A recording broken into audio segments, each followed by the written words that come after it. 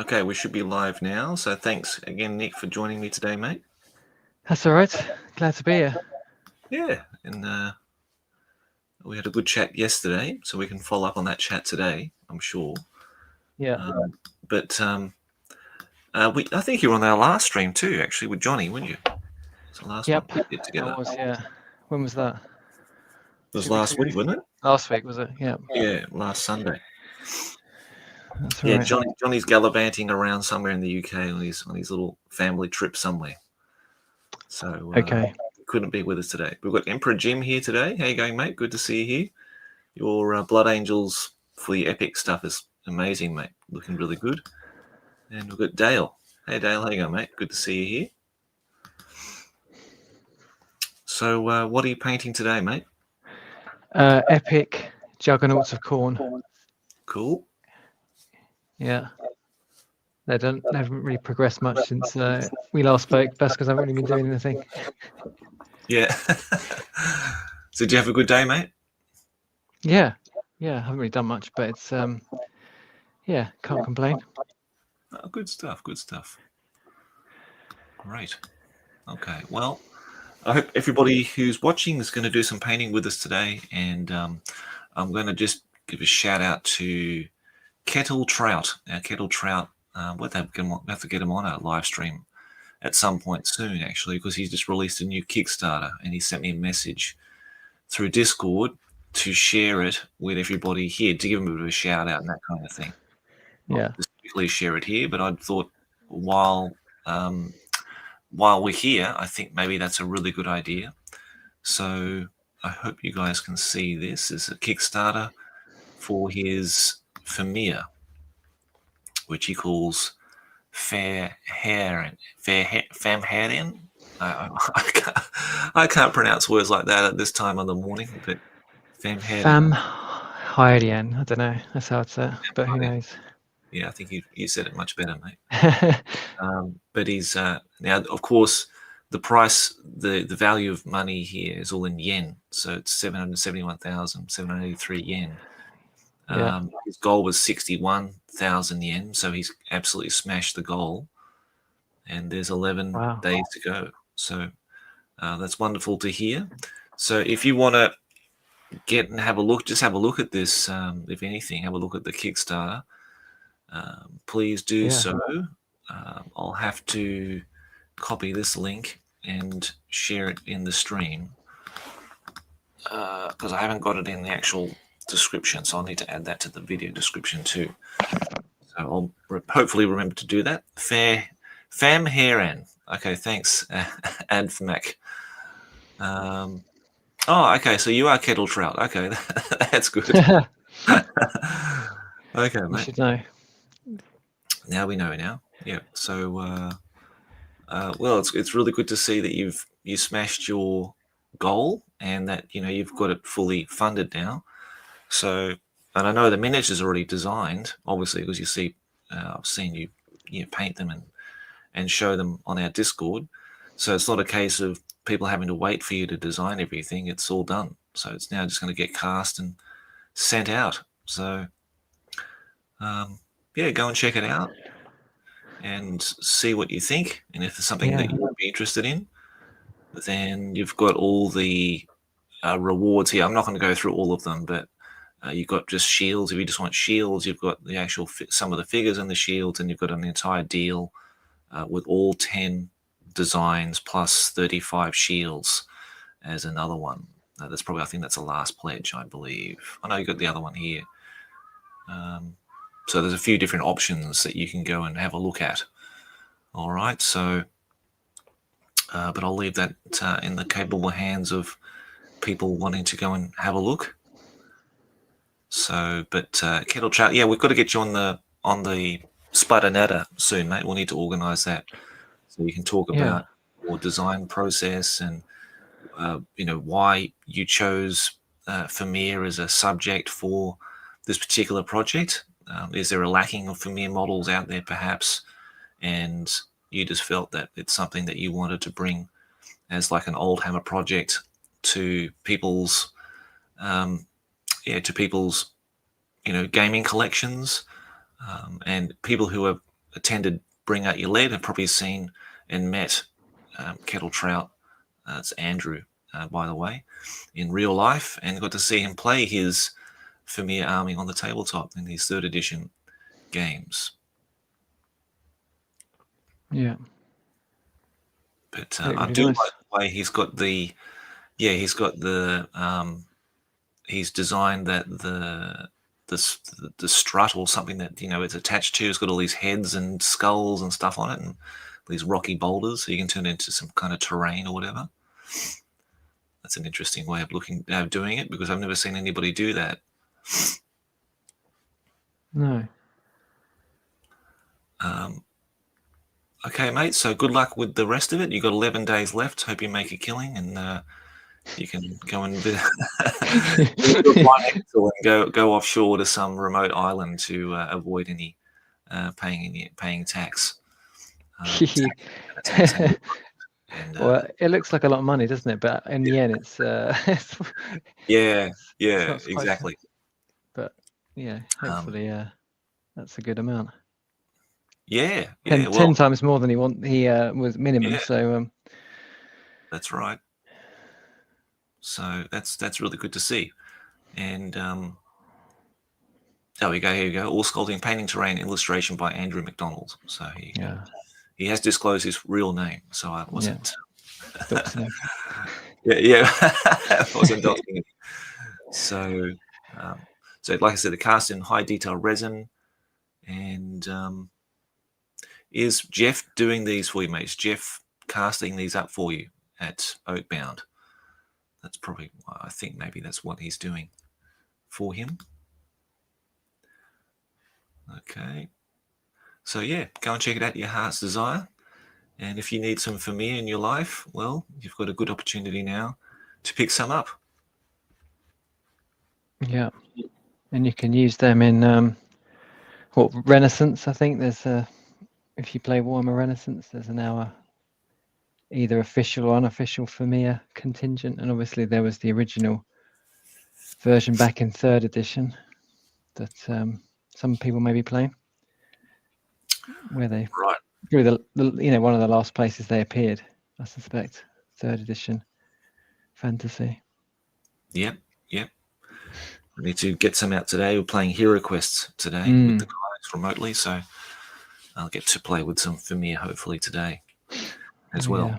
Andrew just said all resin is run to cast by Curtis at Ramshackle Games. Another person I need to get on the Splatter Natter or the podcast or something at some point.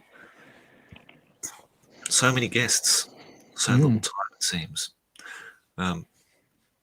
You're pretty good at remembering everyone's name, to be honest. I struggle to remember who anyone is. You can immediately recall everyone, which is incredible given my horrible how would you say it? I've just got this knack of forgetting people's names, and for some reason I can remember all these people's names. You remember everyone, like every time I say something like, those Chaos Dwarves or those squats or the person who made something else, you always seem to know the name, and I find no idea who it is, but you remember everyone. Okay, well, thanks everybody for joining us, and who's going to watch the restream. Appreciate you coming along, and I'll be doing a lot of videos actually this week. I'm going to do one for Hero Quest. When I've finished doing the game today, I'll do a little video on Hero Quest. Because I haven't done it yet, and basically it's just a showcase of the miniatures and stuff like that. I've seen that guy Squidmar. I forgot what was he doing. He's got a new channel called Squiddly Bits or something like that. And popped up on my feed, and I had a look at that like a Hero Quest thing, and he did like sort of an expose on his Hero Quest set and collection. So I thought I should really do one of those, because I know Holy Diver did one for me for the game that we played here, and that was nice. Actually, I'm glad he got those nice photos of some of the miniatures and stuff like that. So I thought, I should really do one for myself, and just go over the set, the miniatures mainly. And and that kind of thing. Given that you've painted it all, and the furniture even, and all the models, deserves to, I guess, be featured in a video. Yep, absolutely. I want to do mine at one point. Get my HeroQuest set painted, but it hasn't happened yet. One day. One day, mate. One day. Yeah. So yeah, thanks very much for GI Jared turning up and saying hello, and David Gibb, evening all working on my MPC B-Wing model kit. B-Wing. Is that Star Wars? Probably. MPC. Okay. Now, Andrew, if you want to come and join us today, mate, I'll just send you the link and you can come in, pop in and say hello. So if you're just sitting at home doing nothing, doing some painting or whatever, just let me know and I'll just send you the invite, mate, and you can pop in today. I should have changed the cover photo to your Premiere now. I'll have to change that. That'd be a good idea. I've just glued the rest of my Black Orcs together now this morning. Okay. I don't know how many. I've got another 8, 12, 16 to paint for this week. I just don't think I'm going to get those done somehow. Are these plastic ones with the arms up in the air? Those kind of Black Orcs? No, these are all metal ones, mate. Oh, okay. Is this your challenge for Call of the Crown? Yep. I see. So unless I want to fail spectacularly, I better get my ass into gear. Yeah. And stop painting test of honor miniatures. I guess so. You haven't taken a mulligan yet. Have you? What's your status on this? No, I haven't taken a mulligan yet. Okay. No, I haven't taken one yet. So yeah. So far you're on track and you're doing it. Yep, so far on track, mate.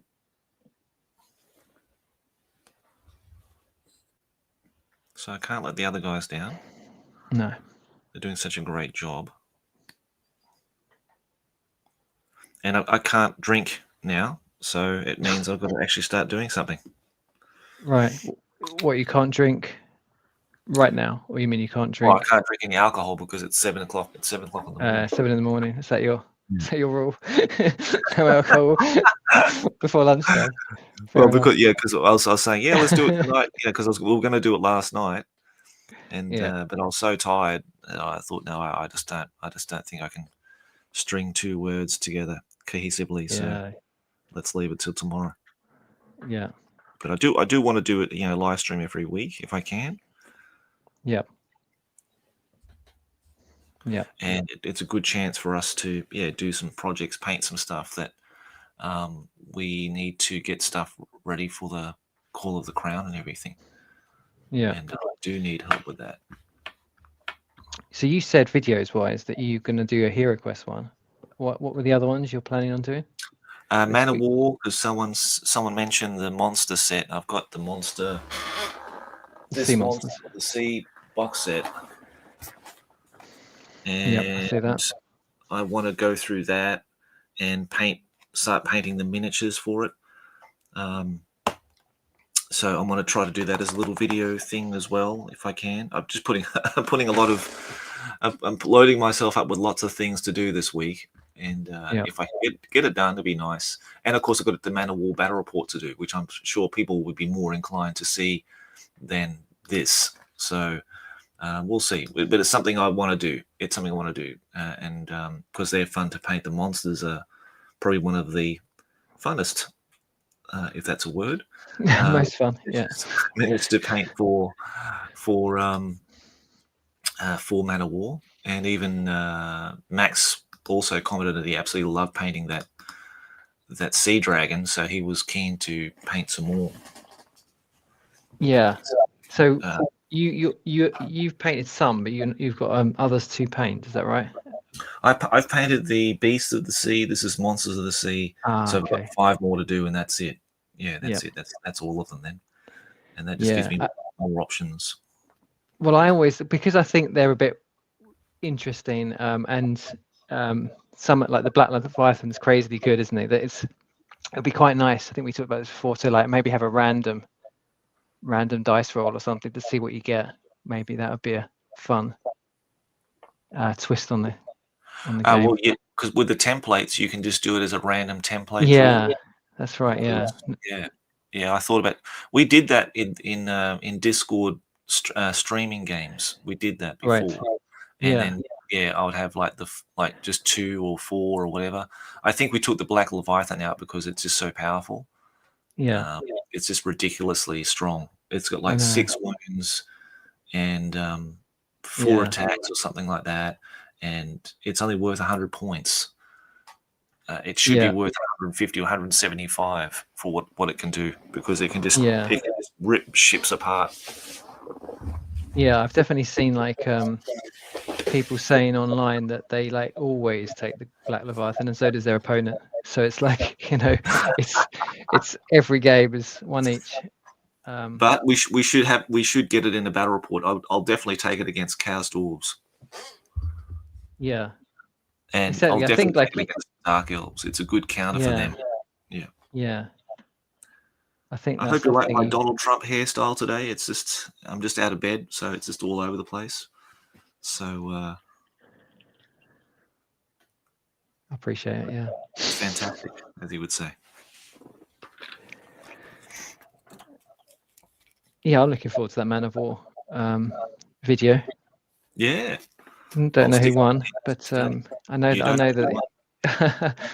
that it'd be surprising if you didn't roll a lot of ones. Well, I used dice that were given to me by my mother years ago when she went to Italy. This is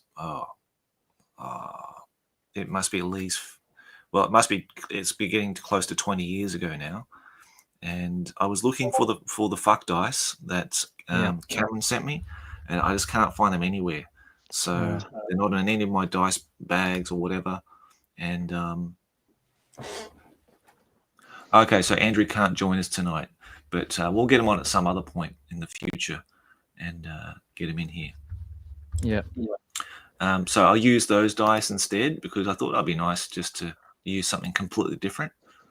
And I mean, they weren't too bad. They I don't think they rolled any worse than the regular dice I was using. So one up to the Italians, I guess, in this case, because I thought if anything goes wrong, I'll just blame the Italians, because they can't make dice to save their own lives. But they didn't do too badly. Without giving anything away? Without giving anything away. Okay. But it was interesting to play a fleet with no cannons at all. And I think you remarked yesterday that it would be interesting to see them playing dwarves, because you got to use magic to open them up to get them into doing boarding actions with them. So, yeah, definitely, that would be a real challenge. That another way of like maybe balancing different levels of fleets or players. If you wanted to play on hard mode, you'd take the Norse versus the dwarves and somehow struggle to break open the holes before you can board them. Yeah. Right. As you're painting, I don't think I'm going to do a lot of painting today. I'm going to let's go to. Can I do it through this thing? Don't think I can do it. I can't share my own Discord. That's weird. Okay. Won't share the app. What a pain in the ass. I think we've come across this before, actually.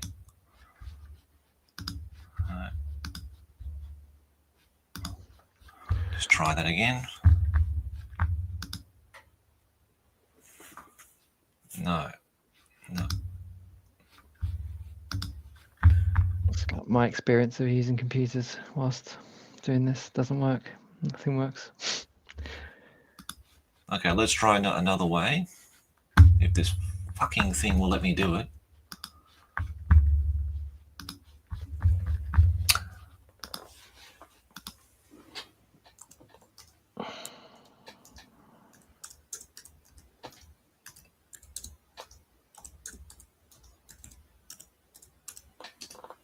Okay. Oh, no, not that one. Not that one.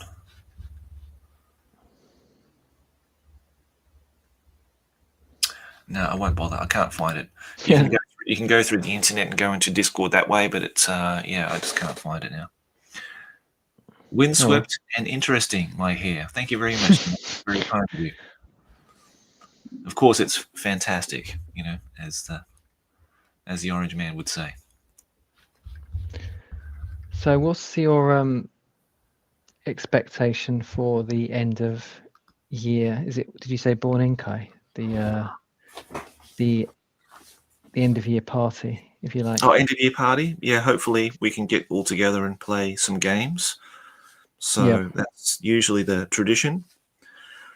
And it sounds like Justin can make it, from what I saw. Is that that'd be great. true? Yeah, I hope you can. So it sounds like you'd have quite a few people, Sam and Martin, perhaps, and Yep, Paul. Sam and Martin and Paul will be there, and Max is definitely coming. Right, so, that's good. I think Sean said he couldn't, which is a shame. Yeah, Sean said he couldn't. Yeah, we'll have to wait till next year to get together and do some stuff. But I know Max is trying to organise that. That as being like a Facebook page, which is like a club that organises games days down there on a more regular basis. Because you know, he lives closer to it than way closer to it than I do. He lives in that area, so for me, it's kind of a you know, if it's a once every 2 weeks, once every 2 months maybe to get down there. So it's a bit harder for me.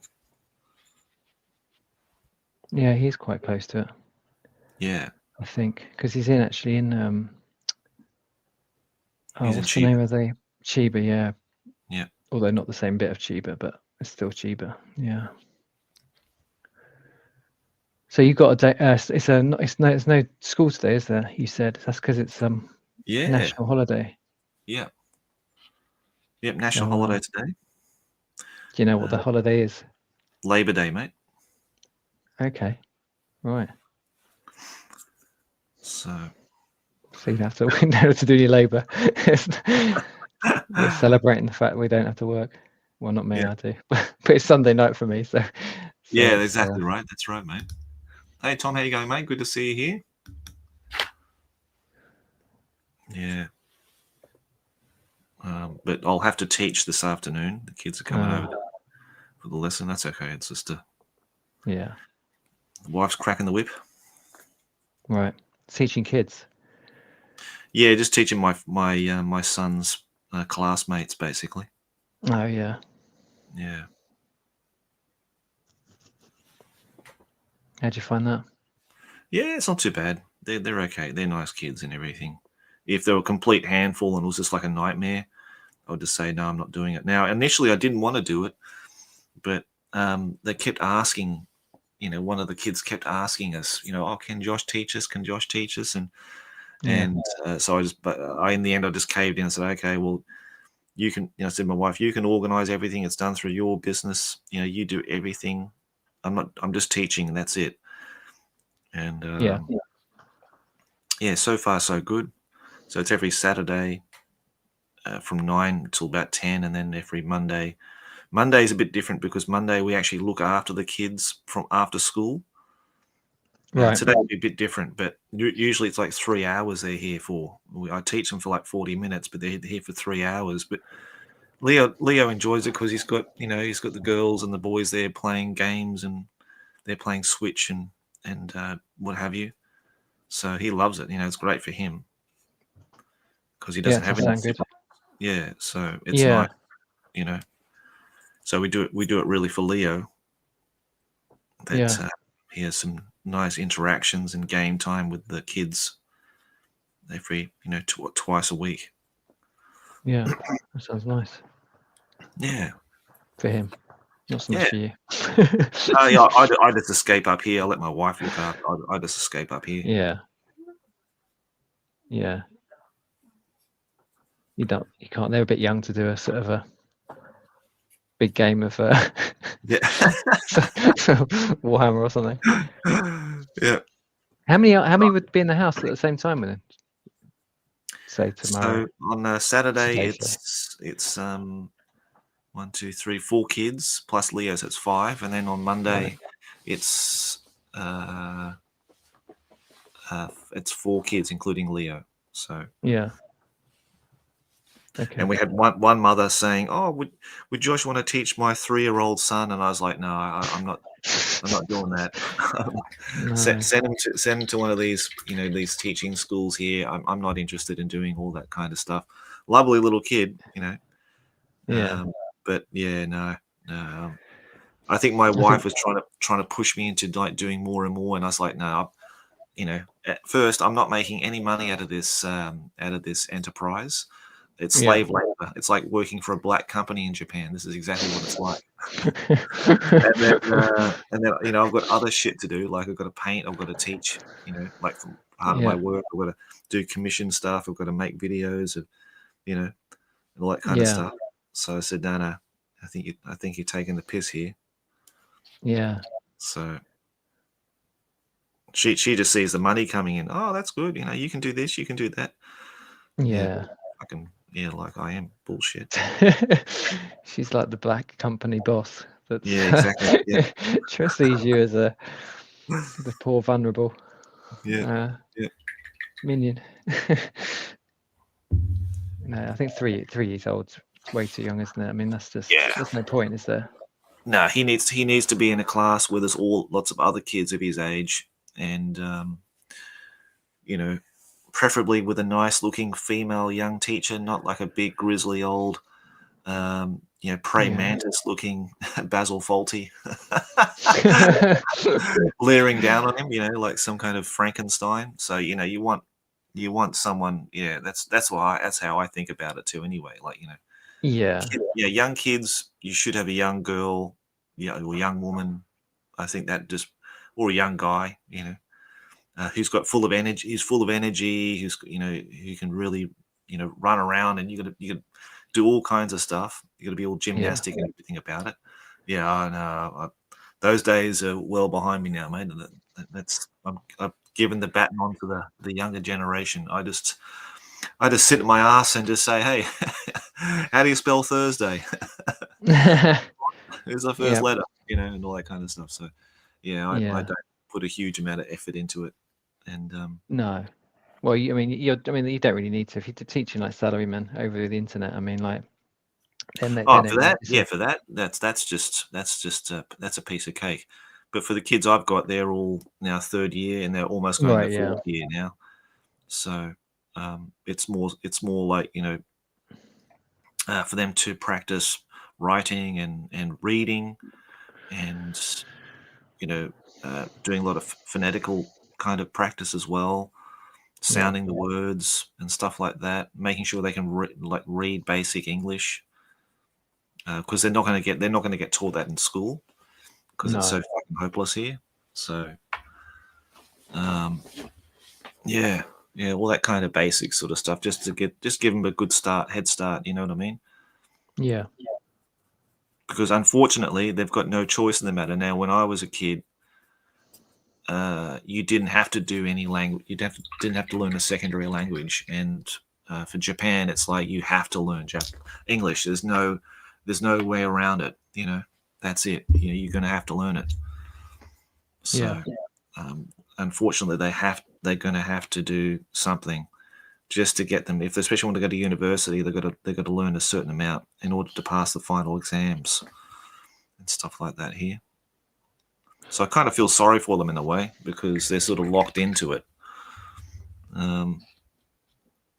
without much of a say so. So any help they can get early on is going to be beneficial for them when they go into junior high and high school. Yeah.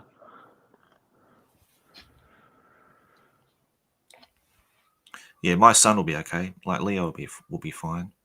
Yeah. and and the girls are generally very good. You know, the girls are just naturally more smarter than the boys, and the boys are just too busy trying to goof around and trying to impress and make the girls laugh than to do any kind of serious sort of stuff. Yeah. So it's fun. Girls seem to be generally better, don't they, with languages for some reason. Yeah. But yeah, well, I'm glad that Leo's suppose he's got you to talk to him in English, obviously. Yeah, he'll be all right. And how are your kids going, mate, at school? They're going okay?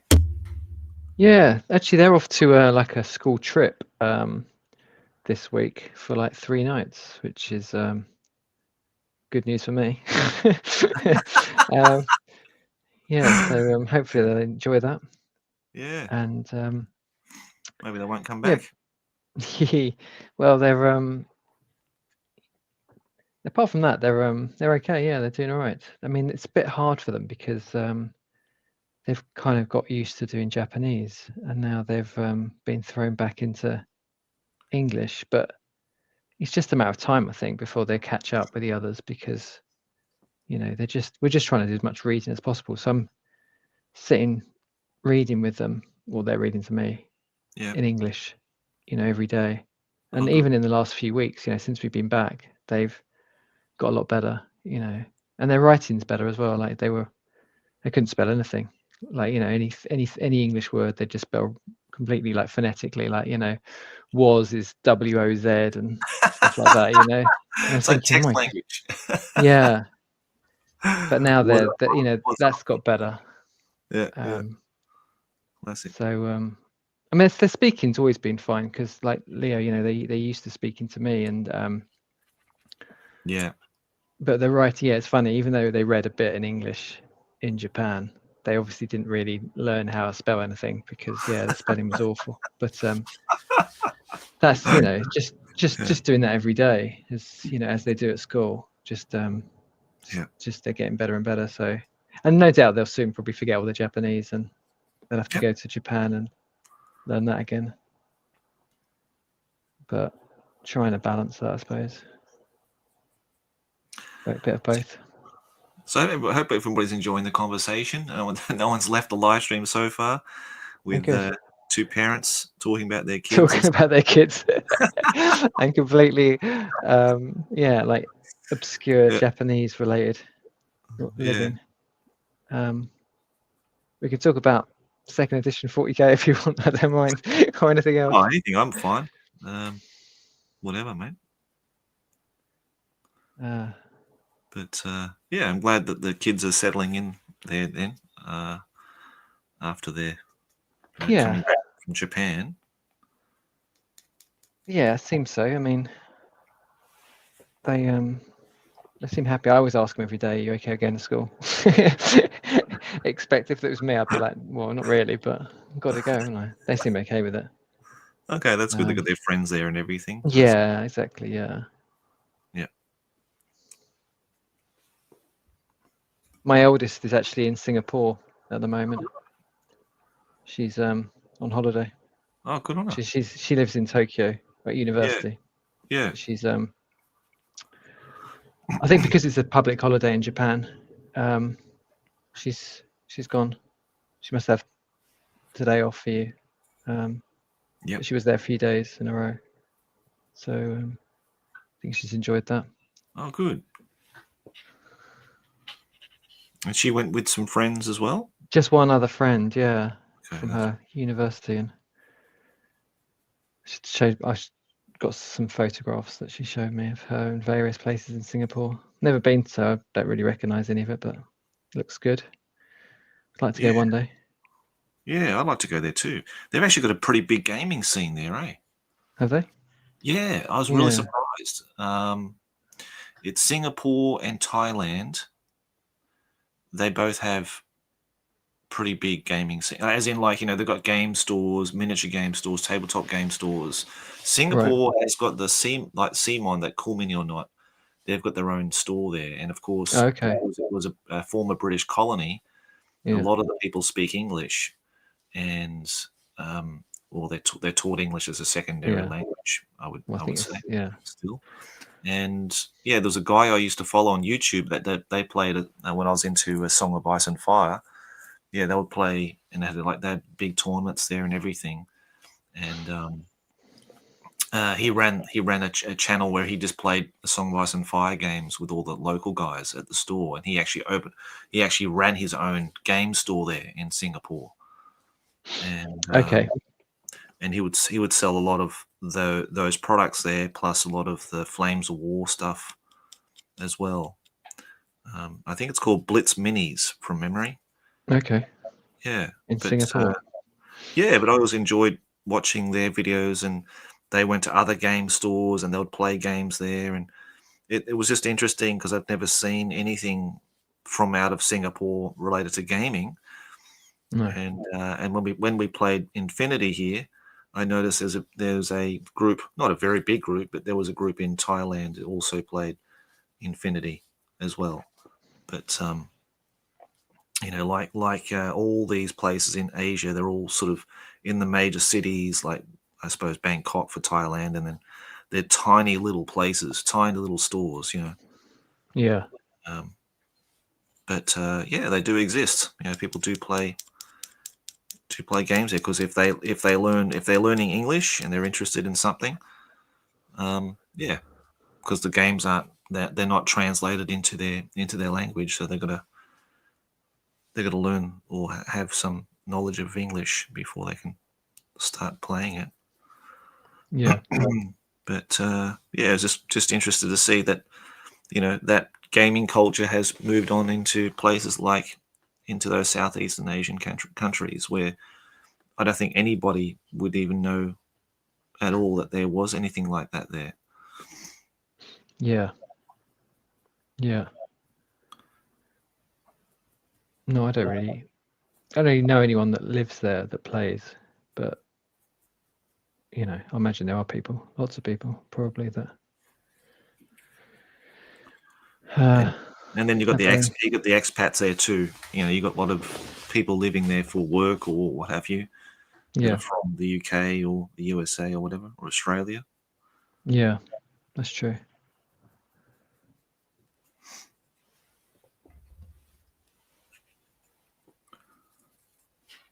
Yeah. We heard from Justin what it was like in Hong Kong, didn't we? There was people playing. He said there was a bit of a scene playing. What's it called? The Old World. Yep. But I think he was saying that because that's what he was trying out. I suspect there's probably people playing many other things as well, but that's what he joined a group of people to play that. He said in Hong Kong. So. Actually, maybe Singapore players. Yeah, I've got one memory of playing. I had when I was getting really into Song of Ice and Fire a few years back. There was a guy in Singapore who said he's living in Singapore, but I think he's from China. And he said, I said, well, how about we have a remote game because you can play remotely with these because it's all pre-measuring and he's doing cards and dice and stuff like that. So we thought to give it a go. And at that time I was working still at the company, and I'd come home at 11, and I'd had everything set up, and I said, okay, let's give it a go. It was one of the worst experiences of my life playing a remote game because this guy was like, so like everything had to be exactly like a certain measurement away. Not like we would play what we would just throw down the trays and have at it. You know what I mean? But this guy was like, this has to be exactly this distance away from the other tray.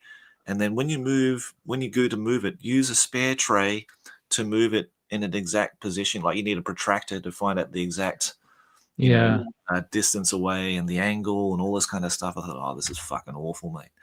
So I think I just said, look, and like he was just going to destroy me. Like he had like a plan where he just knew exactly how each unit had to move. And very smart guy. Like he just knew the system in and out, and he just knew how to just completely destroy another army because he's playing in the he's doing it for comp and stuff like that. Yeah. I said, dude, look, it's like nearly 10 or 12 o'clock here, and I've just got to call it a day. Sorry. I was really having to get out of that. That was terrible. But I've been fascinated by because they used to have like, I don't know if they have them now, but they used to have like, tournaments there, and it would have been fun just to go there and just try it out. But I don't think I probably would have enjoyed it so much because of the very high competition mindset of the guys who play in these things. Yeah. I would have just been absolutely, well, like any other game, really, to be honest. If it's the dice that don't desert me, then it's the tactics and the overall gameplay. But they would have just run circles around me, I think. But I think like doing it online would make it even worse, wouldn't it? Because they'd be really fussy about everything. Yeah, exactly. I was thinking that Test of Honor would also work really well though, shouldn't it? Because I don't think the placement ever matters that much. Well, not as much as it might do in a ranks and flanks game, where you want to be exactly certain distances away, and so that's hard enough when you're there. It's almost impossible when you're not there. So but I could kind of imagine playing it remotely and it working quite well. Yeah, well, I had a game with Palmer this week. And it went really well. So that was I think my second. And we're going to do some together, aren't we, mate? So we're going to continue our campaign together. But, but it worked really well. And the other thing is too, you can zoom the camera right in to where the guys are. So you have a much better sense of how far things are away, and you can pre-measure everything. And, you can talk through everything as well together to make sure, okay, if you move here, you can see this, you can see that, and you're this far away from this, this other model. So far better than Warhammer, because Warhammer's you got to zoom right out, and then people just have a completely distorted idea, and you can't pre-measure anything. So it's very difficult in that sense doing Warhammer. Yeah, that would be a nightmare, wouldn't it? Because you'd just never be able to estimate anything. You'd have to I don't know how you deal with that, but mainly not by either. I don't know. Well, you have done it, haven't you? And it's probably gone okay, but you have to somehow get over the fact that they can't really tell how far anything is away from each other, So and then trying to guess range distances is really difficult too. So any game that has allows you to pre-measure, it just works. Really well, kind of exactly. Because I can imagine on Test of Honor, like saying to you, okay, so am I in 6 inches of anyone? And you'd say, yeah, that one, and that one, and then you could say, tell me which one was closer, and then I could decide if I wanted to charge the nearest one, or take that test of wits to charge the further one. The fact that you can just tell me that stuff by measuring it is, works fine, doesn't it? I mean, that's how you do it if you were there. I mean, I appreciate it's a bit more complicated than that when you're further away, because you'd be kind of like, I don't know what I'm going to be able to see if I move to there and stuff, but you'd be able to pretty much explain it. I guess it would be, I think it'd work quite well. Also, it feels like with Test of Honor, it's not super critical if you get like the charge, like it might be in some other games, it seems to sometimes go back and forward a bit, and it comes down to luck of the dice a lot. So I could quite easily live with, making a poor judgment and being charged, because I know that it's most of the time not the end of the, the fight. It carries on a bit. It's all about it's quite. I quite like Test of Honor. I like the whole. You've got these actions that you can draw out of the bag, and then as long as you haven't used your actions, you can use your action to dodge. So it's a bit tactical, isn't it? What do you do? I love it. Like I said, I can play Test of Honor every day. I mean, Yeah. I'm quite addicted to it. I'm glad I got you addicted to it too. So, Yeah. Well, that's the thing. I must admit, when we first played it, it completely went over my head. Like I had no idea what the hell was going on. but I think it was like I think maybe because you gave me the rules and I read them, and then I sort of understood it. It kind of clicked with me, and then I was like, oh yeah, this is really clever, isn't it? it's a really clever game. Yeah, really I didn't clever. really appreciate it to start with. It was just a bit too much. But it's good. I really like the drawing the tokens out of a bag and deciding what to do, whether you should be bold and charge, or hold back and use those actions to avoid or evade, and maybe counterattack later or something. So yeah, it's fun. Recommend it to everyone. Well, you can go and see me and Nick play our first Clash game. This is First Clash. It's the very first scenario of Test of Honor. This is my second channel, Swords and Psyche. I'm quite pleased how it's going, actually, because I only put 22 videos up and got almost 800 subscribers. So that's really nice. So thank you to anybody who has subscribed and would like to give the channel a go. It's basically Test of Honor and Baron's War. They're kind of my other two fixes outside of the GW hobby, and they're all sort of current games, which is quite surprising too, aren't they? Dead games, nice. So they're living systems. So if you want to go and give it a go and have a look, then you might more than welcome. I'll try to leave a link in the video description if I haven't already, and you can go and check that out. But if you go from here, First Clash, it's the very first game we played together. And it's the first scenario. I should just carry. When I said that my first game was not so good, it wasn't this one. It was you did like a demo for me years ago. Well, more than 2 years ago, I think. And it was But so much more recently, we've been playing these games, and this was the one you're referring to as the first of our little campaign, I think. And this is the second one. This is Seize the Outpost. That's the second game we played. So you can go and watch that, and then it's sort of going to 15 points. So it's a bit bigger, from 11 to 15. And then we did the big one between you and Paul. That was a fun game too. That was a monster, wasn't it? I was really lucky. I don't want to give it away, but I was really lucky with that one. That was one of those missions where you're looking for loot or you're looking for supplies. And it all seemed to be on my side, like everything he was looking at was revealed to be nothing, and everything I was revealing was. So I felt a bit guilty about my luck there. Although the game went on and on and on because we got one rule wrong, or we misread the rule. I think that's probably more like it. That was to do with the searching. Benny Hill kind of running around the tabletop, looking for these things and trying to find where this thing was. But yeah, really good. I really enjoyed it. It was like 2 hours of footage. It got down to an hour, surprisingly.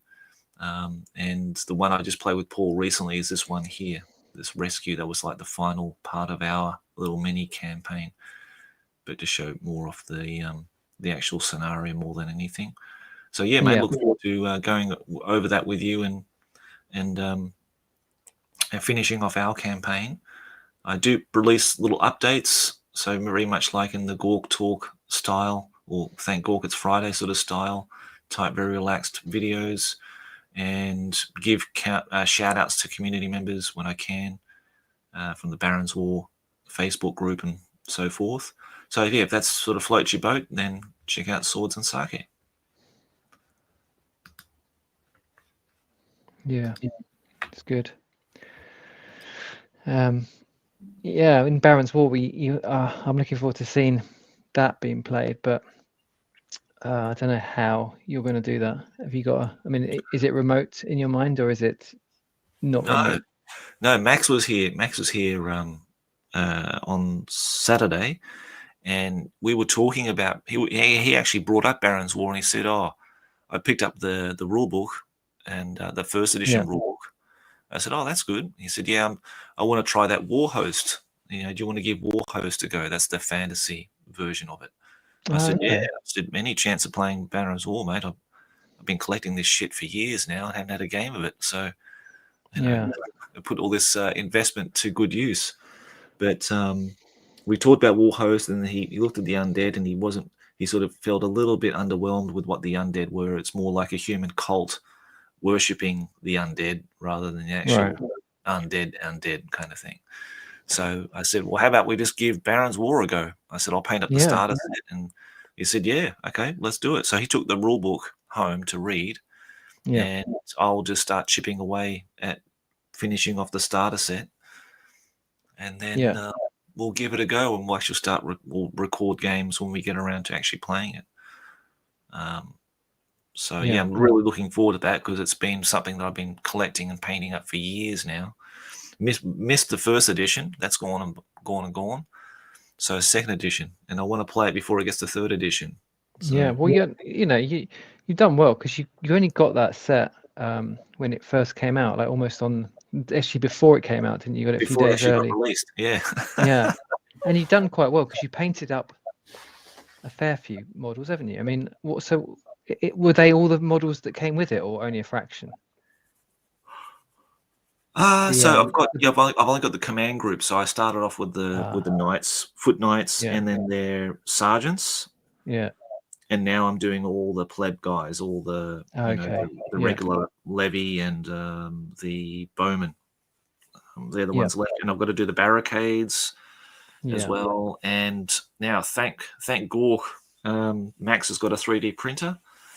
He Yeah. bought one at 50% off, you beauty, Oh, and right. he started printing me off things, and he brought a little cottage type thing with him, which looks nice. It looks a little bit more Renaissance, like Yeah. because this is like 12th century. I think the one he designed was more like 14th, 15th century. Right. But now that he's got a 3D printer, I'm going to probably have to invest in the SDLs for Baron's War and get him to print out some nice terrain features for it. So Yeah. and I've got the board still here to make the actual board, the 3x4 board.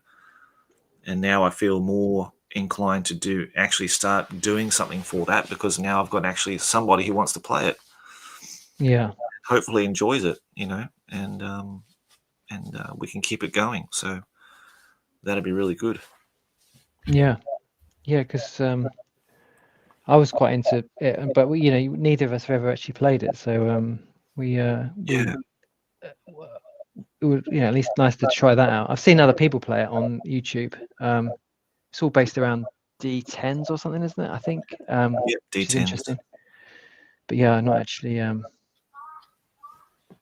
really played it. Or obviously not played it, but yeah, would like to one day. Or at least see you play it. That'll do. Yeah. Have to come to old Blighty and play it in the old country, mate. Right, yeah. We'll go to a historic battlefield. Well, Yeah. there's one at Foundry, isn't there? At Newark.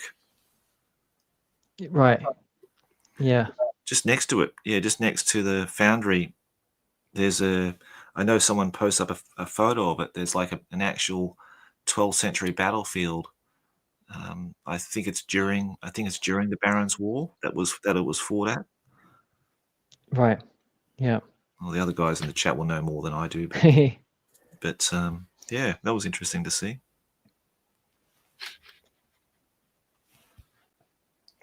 One time I did play a game of something in the I think it was the basement of the Ministry of Defence in London. The inside there's I don't suppose it's common knowledge. I'm not sure. It's it will be now, but there's like King Henry VIII's kind of like wine cellar that's been preserved and maintained there, and I was able to go in there and when it was completely empty, after hours, and we played a game of it was actually Dungeon Saga? Yeah, the Mantic game.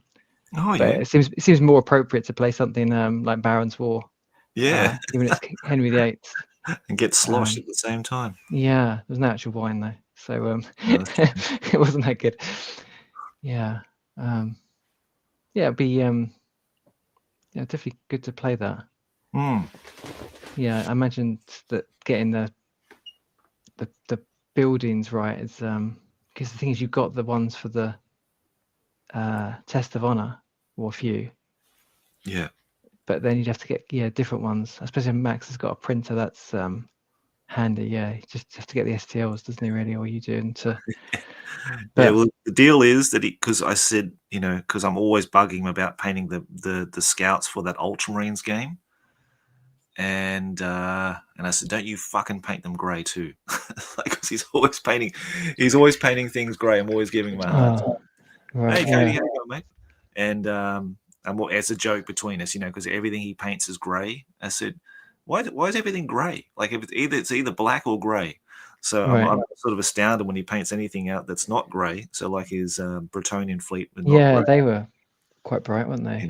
And it's funny. It's kind of a running joke between us, because that's one of the things I really like about Max, is that we can have a bit of a banter between each other, because we're all the same kind of, I think he's the same age as me, and we come from that kind of generation. I don't think you can do that so much nowadays these days, but yeah, poking a bit of fun at each other, for certain things.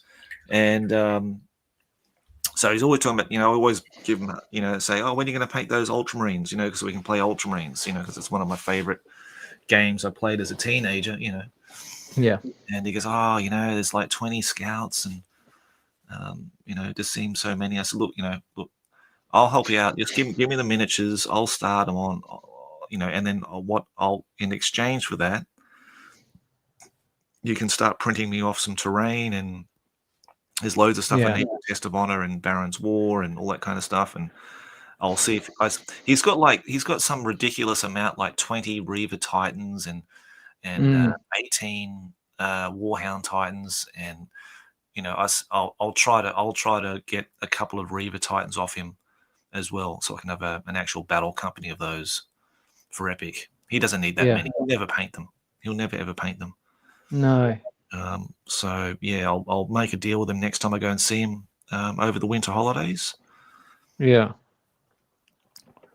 And pick up those minis. I would love to paint those too, because I never painted my set when I had them back in the day. So I'd love a chance to do 5 Blood Angels, 5 Dark Angels, 5 Space Wolves, and 5 Ultramarines.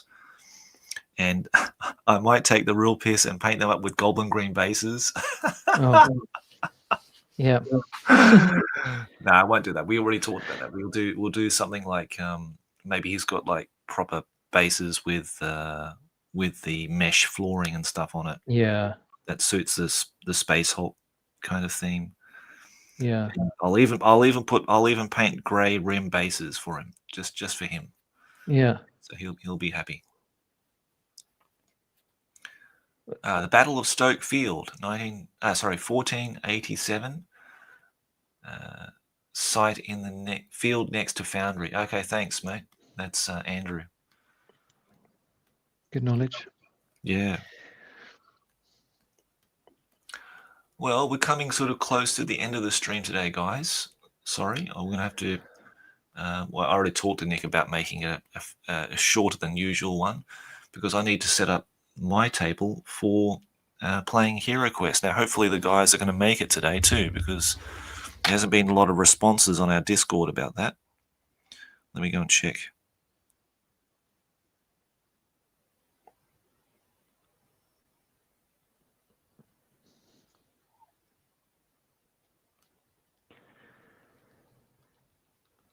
What time are they supposed to be doing it? 9 o'clock.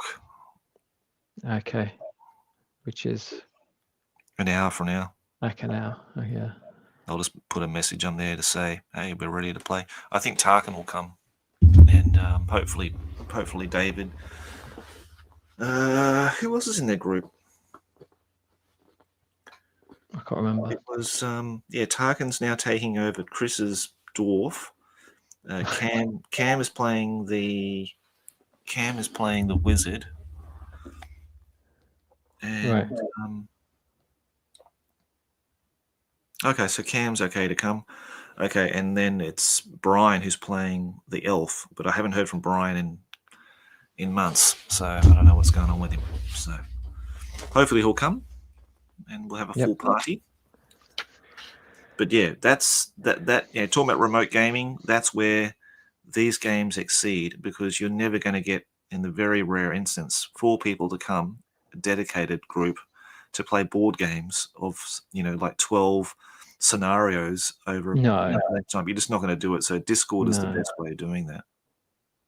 I think it was always funny when we do go to your place and we do play Hero Quest. I'm thinking of like, Justin, me, Paul, maybe Wello, and then we play 1 or 2 games, and then we're like really committed to do like a campaign, and then within days we'll have all completely forgotten what happened and what we did, and then we'll look at the sheets next time. We'll have no memory of it's too difficult if you leave a big gap, isn't it? And you need I think to do it remotely is the only realistic way.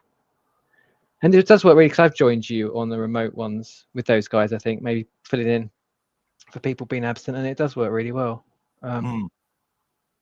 Yeah, so there's no reason not to do it remotely. Yeah, yep, for sure, mate. Yeah, it works out really well. So I'm glad I got those great guys to come and join us and play through the whole thing. I think we've got about it's either 2 or 3 scenarios left before we finish the main quest book. You're right. Yeah. And I've got to find. That's right. I've got to find the. I've got to get the US version somewhere. I think. Right. I think Hasbro's taken it down. Unfortunately, they put the modern one up there now. As a PDF thing that you can download. They've taken down the original one, which is a real shitter. I wish I downloaded it, because it was really handy to have that.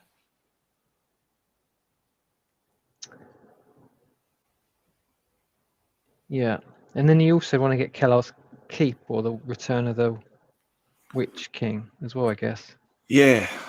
At some point. Although it's mainly for those, just the quest book, which you could probably find the PDF for, and then the pieces, isn't it? The tiles. Yeah, so the tiles, I'll need a copy of that. I think that Ye Olde Inn place has those. Yeah. And then, just finding the quest books, and then I think I should be okay with the miniatures, because even if I do need more than what I actually have, I think we did that because we played. Remember, we played Kellar's Keep when you were here. Yeah. And we killed through all the goblins and orcs anyway. So you just kept recycling them through. So I don't think you need the extra models unless there's an actual room that has way more. For example, skeletons, because you only get like 4 of those, 2 zombies and 2 mummies, I think it was, or 3 mummies. So you may find rooms that have more than those in one scenario. That's the only reason why you would need more. Obviously, they gave you more because you needed more, So yeah, I mean, you'd have to look at each quest, I suppose, to judge it. But yeah, definitely in some or many of them, you probably don't actually, for the reason you said, you don't need all of the extra models, because you're killing them, as soon as you see them. Yep. I suspect maybe just to justify, the extra selling the extra models in the box, they've probably got at least 1 or 2 quests that do, just involve you opening a door and there being like, 15 orcs or something. So maybe, but then you've got orcs, haven't you? I mean, you've got orcs coming out your ears, really, haven't you? I mean, there might be a goblin green bases, but you you can improvise if you need be. Yep, that's true. So yeah, should be okay. Yeah. Otherwise, I'll just get some 3D printed. I know there are some really good 3D prints in the same style as the models, but they've made like crossbowmen and they've made like a shaman and all that. So they've got some really good alternate miniatures out there for things that I think you do need an orc shaman in that Kellar's Keep, and they never had an orc shaman, obviously. Yeah. Apart from that Wizards or Khan or whatever it was. Yeah, I think that would be lovely to get some, alternative sculpts, that people have produced for some of these models. To rather than just getting more of the same, why not expand and sort of highlight some of the other options for those people that are not seen them. Yeah, that sounds a good idea. So Dale, I know Dale knows his history a lot because he did a lot of reenactment or worked in that kind of field. But he said King John died at Newark Castle. Right. So there you go. Okay. I've been reading history to my kids from books, so I'll have to see if I can find that. Yeah, that's a good idea. That's nice. Got to keep in touch with your history, eh? Yeah. Well, Sure. it's shocking how little my kids know. So I thought I'd try and, even though I don't know much myself, I thought I'd try and use some of these history books that we've acquired and read that to them. But, yeah, for some reason they don't want you to learn about your history nowadays, which is really sad. But that's just the way things are they going probably now. pick and choose bits. Yeah, whatever suits them. Yeah, yeah. Anyhow, we won't go there. I think we'll end it here. So, thanks again, Nick. It's been wonderful to have a chat with you, mate. And you're always welcome to our Splatter Natters in the future. And hopefully next week, Jonny will be back. And, and we'll look at getting a guest on for that one as well. So we'll keep you guys informed as to who that might be. You'll notice by the thumbnail, obviously.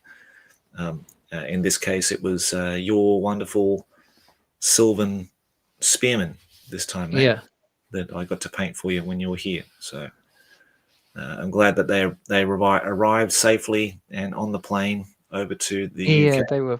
Yeah. I should get them out and play with them, but they're still in the cupboard. But they're safely in the cupboard. This haven't been good. That's the main damaged. thing. And how much did you get finished on your juggernauts? Juggernauts. Well, I mean, there's got these 3. I'm just slowly getting through these sticks of them. So they shouldn't take too much longer, should they? There's not that much to them, but yeah, they're slowly getting there. Yeah, cool. Yep, looking good, mate. Okay, well, I'm glad you're painting some epic. That's nice to hear. That's nice to see. Yeah. And I'll just wish everybody a good night, I guess. It's the start of my day, and the blue skies are out, so I need to get my rubbish out before my missus starts howling from downstairs to get my ass downstairs to do that. Cool.